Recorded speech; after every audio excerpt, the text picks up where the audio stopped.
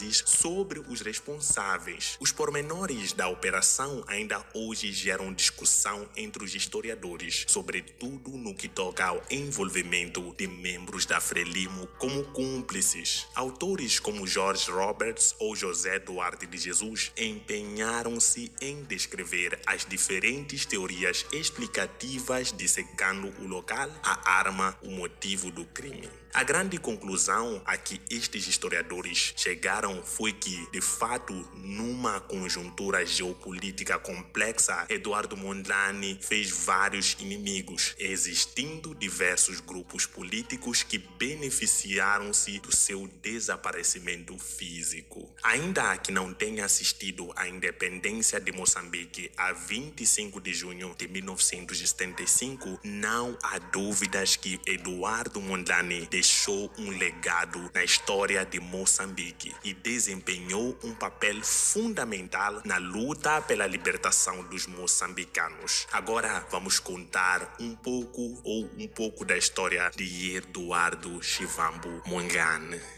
Infância de Eduardo Chivambo Mondlane.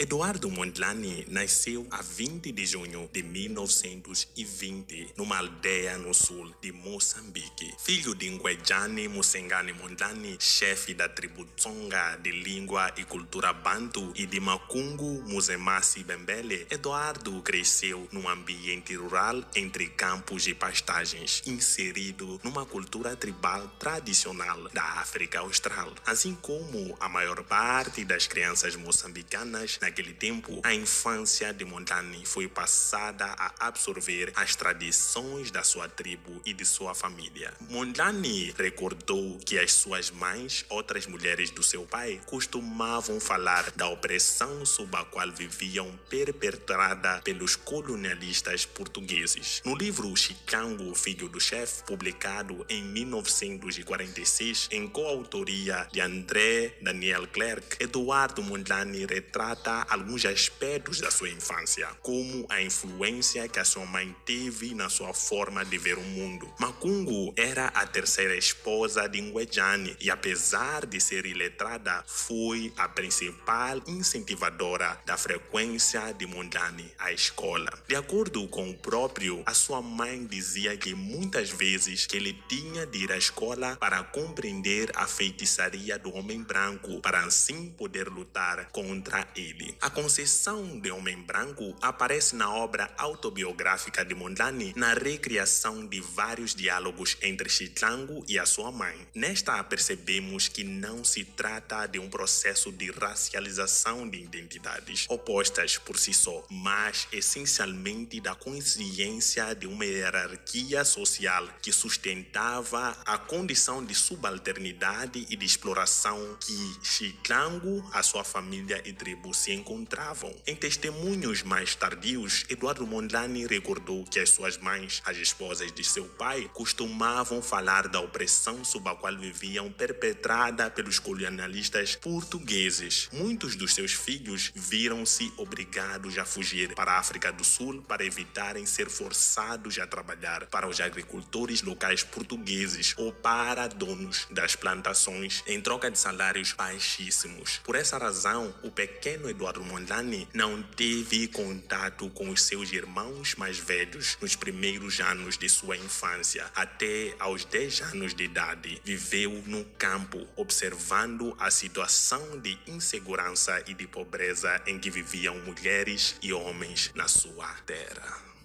A vida acadêmica e associativa de Eduardo Mondlane. Através das missões protestantes, sobretudo a missão suíça e do respectivo missionário-chefe André Daniel Clerc, Mondlane completou os estudos primários em Moçambique, frequentando as escolas calvinistas suíças e, durante alguns anos, as escolas oficiais portuguesas. Entre o ensino primário e secundário, Eduardo Mondlane foi aluno num curso agrícola prático de 2 anos da Escola Metodística Americana. Por não ter sido aceito aceite em nenhuma escola secundária ou profissional de Moçambique, seu próprio país, o jovem que viria a ser líder da Frelimo viu-se forçado a terminar o ensino secundário na Transvaal, na África do Sul. A dificuldade em conseguir completar os seus estudos era comum e a esmagadora maioria das crianças e jovens moçambicanos não eram reconhecidos como assimilados segundo a política portuguesa que vigorava na época. Entre 1940 e 1960, as percentagens de alunos inscritos nas escolas das colônias eram muito reduzidos e não interessava ao Estado Novo que os mesmos ingressassem no ensino superior, porque isso poderia levar à formação de elites intelectuais que pudessem desencadear movimentos de independência nos territórios colonizados. Mesmo assim, Eduardo Mondlane completou o ensino secundário em 1948, ingressou na Jan H. School of Social Work em Johannesburg. No ano seguinte, foi aceito no curso de Sociologia da Witwatersrand University. O governo de François Malan, instaurado na sequência da vitória do Partido Nacional na África do Sul, estabeleceu o regime da apartheid e Eduardo Mondlane foi expulso do território ao ser-lhe recusado a renovação do seu visto. Nesse ano, depois de ter lidado com tantas dificuldades e frustrações, Mondlane iniciou a sua vida associativa, fundando a NESAN, Núcleo de Estudantes Secundários de Moçambique, em conjunto com outros estudantes do ensino secundário que partilhavam do mesmo sentimento de revolta contra as injustiças do sistema. Mondlane começou seu trabalho reivindicativo no associativismo estudantil, fundou uma associação, a NESAN, que depressa ganhou a atenção da PIDE. O NESAN foi desde os primeiros tempos colocada sob suspeita pelas autoridades coloniais e Mondlane chegou mesmo a ser detido para interrogatório no início de 1949. A organização tinha um propósito cultural e social entre os estudantes moçambicanos racionalizados, aspectos que atraiu a curiosidade e receio da política portuguesa. O relatório do procurador-geral português sobre as investigações e a sua detenção concluiu que este núcleo era uma espécie de embrião de uma organização nacionalista africana e por isso tinha de ser vigiado de perto. Em 1950, Mondlane conseguiu uma bolsa de estudos pela Philip Stokes Fund de Nova York, que lhe permitiu frequentar a Universidade de Lisboa, em Portugal. Entre 1950 e 1951, frequentou o curso de Ciências Históricas e Filosóficas. Foi neste contexto que conheceu outros estudantes oriundos das colônias portuguesas em África, tendo contato com a Casa dos Estudantes do Império. A experiência de Mondlane como estudante universitário em Lisboa confirmou a condição de subalternidade que o regime colonial lhe conferia, a que se juntou o clima de desconfiança que a sua figura, bem como a dos restantes estudantes africanos, gerava na política do Estado Novo. O assédio que os estudantes colonizados sofriam por parte das autoridades era bastante frequente, dificultando a concentração nos estudos e, por conseguinte, o seu sucesso